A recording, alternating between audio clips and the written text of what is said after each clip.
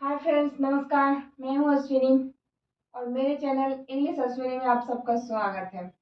आज का टॉपिक है टाइप्स ऑफ एडवर्ब। तो आइए सीखते हैं कि टाइप्स ऑफ एडवर्ब क्या होता है। पिछले वीडियो में मैं एडवर्ब बताई थी। एडवर्ब मतलब होता है क्रिया विशेषण। तो क्रिया विशेषण क्या होता है? क्रिया मतलब होता है वर्ब और विशेषण मतलब होता है विशेषता बताना। तो जो वर्ब की विशेषता बताता हो वो होते हैं एडवर्ब्स। एडवर्ब सिर्फ वर्ब की ही नहीं विशेषता बताते हैं, एडजेक्टिव के भी बताते हैं और वो खुद एडवर्ब की भी, दूसरे एडवर्ब की भी विशेषता बताते हैं। और मैं ये बताई थी कि एडवर्ब जो होते हैं वो 10 टाइप्स के होते हैं। मैं 10 टाइप्स लिख चुकी थी और इसका हिंदी नेम भी लिख चुकी थी। तो आज पढ़ते हैं हम लोग टाइप्स ऑफ एडवर्ब का। फर्स्ट पार्ट क्या है? Adverbs of time. Adverbs of time क्या होता है? Adverbs of time tell the time of an action as today, late, ago, then, yesterday. Adverbs of time से किसी भी क्रिया का समय का बोध होता है, समय का पता चलता है। देखिए इसके कुछ एग्जांपल्स जिसके थ्रू आप लोग समझ पाइएगा कि एडवर्ब्स ऑफ टाइम क्या होता है। ही केम येस्टरडे, केम व्हेन, कब आया? येस्टरडे इसका आंसर। देखिए ये मैं इसलिए लिखी हूँ कि आप लोग क्या कीजिएगा, कोई भी सेंटेंस में कैसे पहचानिएगा कि एडवर्ब्स ऑफ टाइम क्या है। तो जब आप किसी भी सेंटेंस में जो ये होते हैं वर्ब होते हैं उसमें व्हेन लगा के क्वेश्चन कीजिएगा, तब जो आंसर आएगा तो वो होगा एडवर्ब ऑफ टाइम। जैसे कि देखिए ही केम येस्टरडे, तो केम व्हेन लगा दिए। कब आया? कब आया मतलब येस्टरडे को आया, साफ इसका आंसर पता चल रहा है। तो ये येस्टरडे आया, आंसर आ गया। तो व्हेन लगा के जब भी हम क्रिया में, वर्ब में जब भी हम व्हेन लगाएंगे तब जो आंसर आएगा तो वो होगा adverbs of time.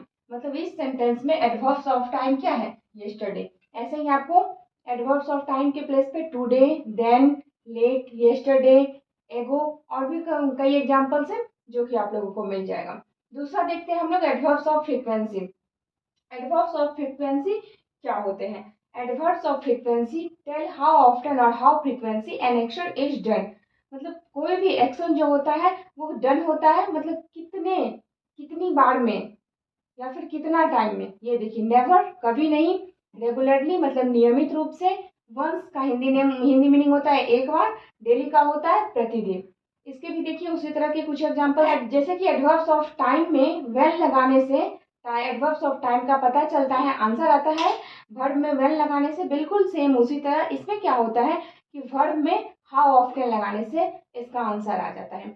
You have always helped me, इसमें देखिए हेल्प्ड हाउ ऑफ्टन मतलब कितनी बार मदद की है, ऑलवेज हमेशा। तो ये ऑलवेज क्या हो गया? एडवर्ब ऑफ फ्रीक्वेंसी हो गया। मतलब इससे एडवर्ब ऑफ फ्रीक्वेंसी से कितनी बार में किसी भी सेंटेंस में, मतलब कितनी बार का जो बोध होता है वो होता है एडवर्ब्स ऑफ फ्रीक्वेंसी। नेवर का भी हो सकता है, वंस का भी, और भी इसके डेली का, रेगुलरली का। तो देखिए आइए देखते हैं इसका example. He came here twice, came how often कितनी बार आया? तो ट्वाइस।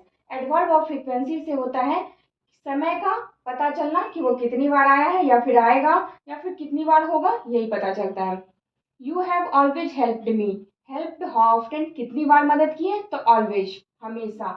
तो इसमें देख लीजिए इसका आंसर आ गया।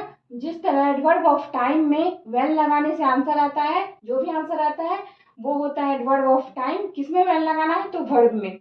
इसमें देखिए दूसरा एडवर्ब ऑफ फ्रीक्वेंसी में क्या होता है कि हाउ ऑफ्टन लगाने से जो आंसर आता है, वर्ब में हाउ ऑफ्टन लगाने से जो आंसर आता है वो होता है एडवर्ब ऑफ फ्रीक्वेंसी। आइए देखते हैं इसका तीसरा पार्ट।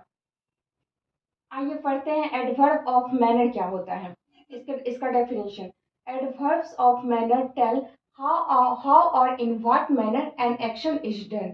एडवर्ब ऑफ मैनर से ये पता चलता है कि एक्शन मतलब वर्ब जो है वो किस ढंग से एक्शन कर रहा है या फिर किस स्थिति, किस ढंग से एक्शन कर रहा है, इससे एडवर्ब ऑफ मैनर का पता चलता है। जैसे स्लोली धीरे से कर रहा है, फास्ट तेजी से कर रहा है, ब्रेवली वीरता से कर रहा है, बैडली बुरे ढंग से कर रहा है, काइंडली दयालुता पूर्वक कर रहा है, वाइजली बुद्धिमानी से कर रहा है, और भी जैसे ब्यूटीफुल्ली, ये भी हो सकता है।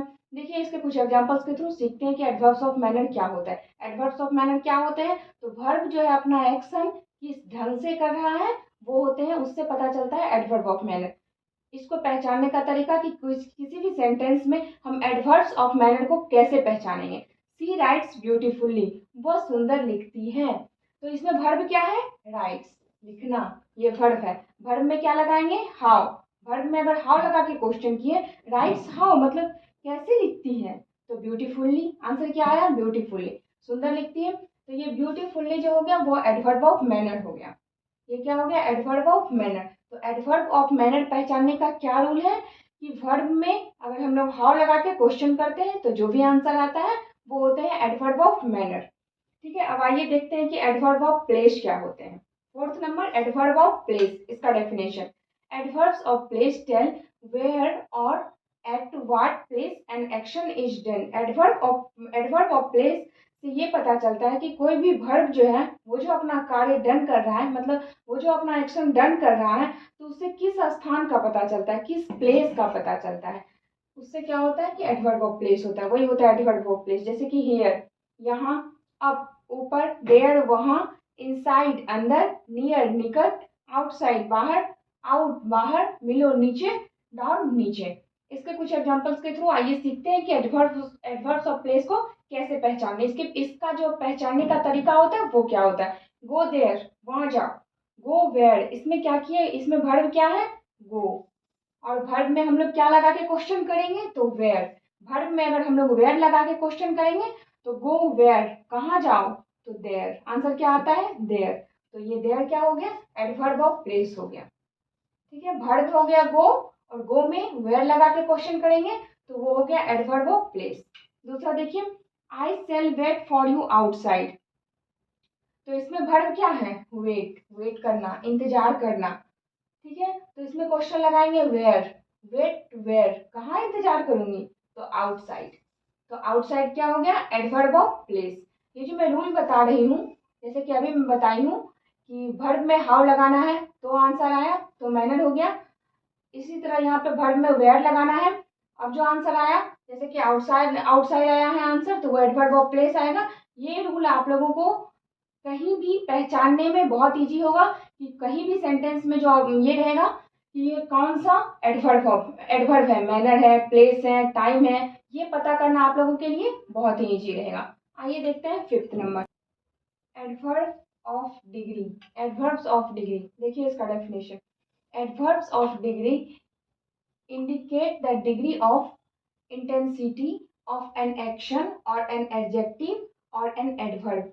एडवर्ब ऑफ डिग्री से कोई भी इंडिकेट करता है ऐसे डिग्री को, जैसे कि किसी एक्शन या फिर एडजेक्टिव या फिर एडवर्ब, किसी भी एडवर्ब की तीव्रता क्या है, मतलब वो किस तरह से बोल रहा है, मतलब किस जोश से बोल रहा है, उसके अंदर का जो ये होता है ना, देखना कि वो किस जोश से बोल रहा है। जैसे कोई भी काम मतलब कर रहे हैं हम लोग, जैसे कि देखिए एग्जाम्पल, सीता इज हैप्पी भी बोल सकते हैं, लेकिन वो कितना हैप्पी है, तो इसमें क्या पता चलता है ना, उसके अंदर की जो खुशी है ना वो बाहर दिखता है कि सीता इज हैप्पी, सीता खुश थी, सीता खुश है। लेकिन सीता इज वेरी हैप्पी बोलने से क्या होता है ना, इसमें वेरी क्या होता है, एडवर्ब ऑफ डिग्री है।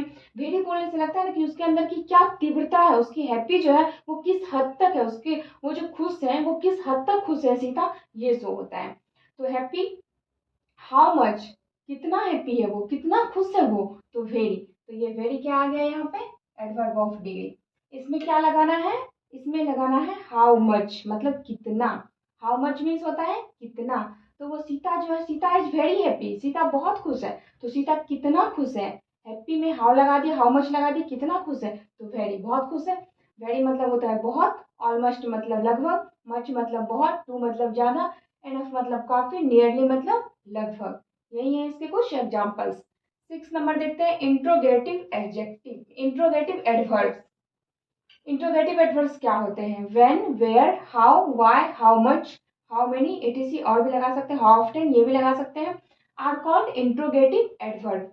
When, where, how, why, how much, ये सब को जो है हम लोग इंट्रोगेटिव एडवर्ब्स बोलते हैं। कब बोलते हैं, when they are used in asking question, जब इसका यूज क्वेश्चन पूछने के लिए किया जाता है तब इसको हम लोग इंट्रोगेटिव एडवर्ब्स बोलते हैं। किसको, when को। जब when का यूज क्वेश्चन पूछने के लिए किया जाता है तब इसको हम लोग इंट्रोगेटिव एडवर्ब बोलते हैं। जैसे वेयर इज गीता, गीता कहाँ है, तो इसमें वेयर देखिए क्वेश्चन कर रहा है, क्वेश्चन मार्क लगा हुआ है, ये वेयर, तो वेयर क्या आ गया, इंट्रोगेटिव एडवर्ब आ गया। इसमें देखिए व्हेन विल यू गो, तो व्हेन क्या आ गया, इंट्रोगेटिव एडवर्ब। क्यों, क्योंकि व्हेन का यूज यहाँ पे क्वेश्चन पूछने के लिए किए हैं, वेयर का यूज यहाँ पे क्वेश्चन पूछने के लिए किए हैं, इसीलिए व्हेन, व्हेन और वेयर इंट्रोगेटिव एडवर्ब्स हैं। और भी हाउ भी आ सकते हैं, वाई भी, हाउ मच, etc। आइए अब पढ़ते हैं हम लोग टाइप्स ऑफ एडवर्ब के 7th number, adverbs of negation and affirmation क्या होता है। किसी प्रश्न के हाँ में जवाब के लिए यस, श्योरली इत्यादि का प्रयोग करते हैं तब इन्हें एडवर्ब्स ऑफ एफ्रीमेशन कहते हैं।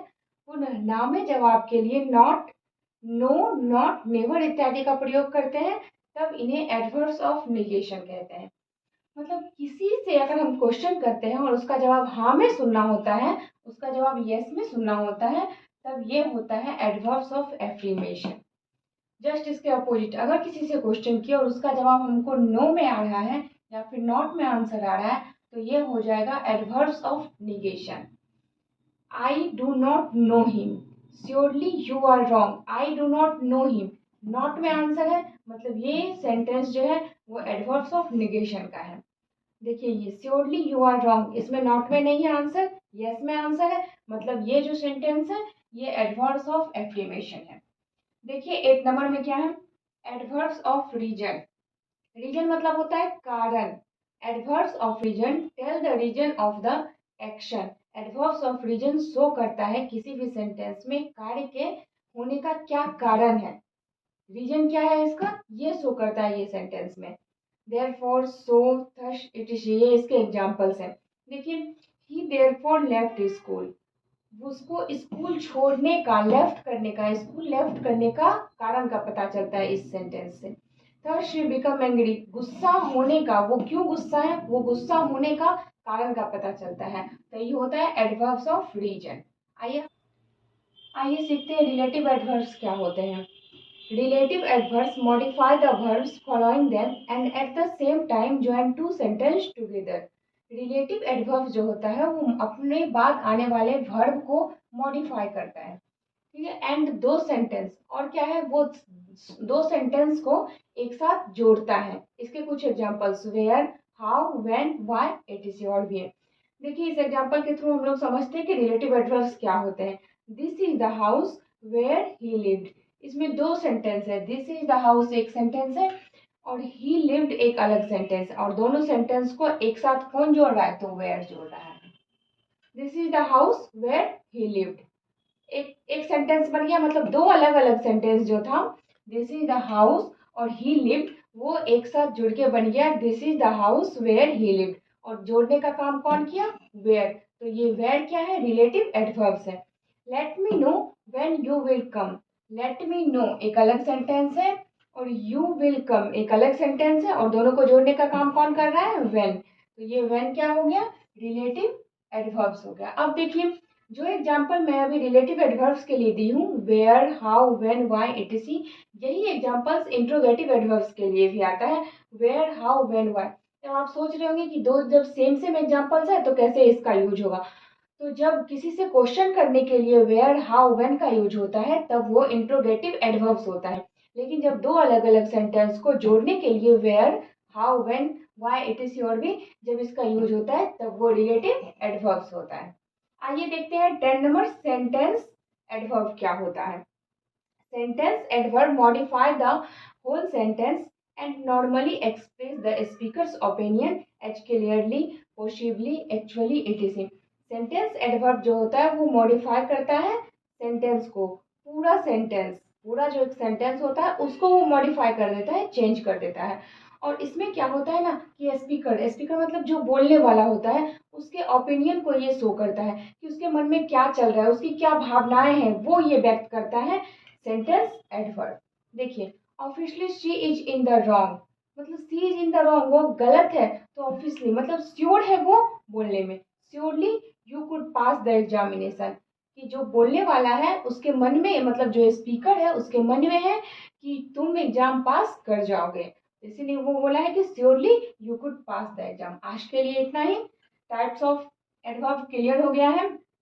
सो मेरे वीडियो को लाइक, शेयर और सब्सक्राइब करना ना भूलें, बेल आइकन को प्रेस कर दीजिए ताकि आने वाली वीडियो का नोटिफिकेशन आपको जल्दी से मिल जाए। Thank you.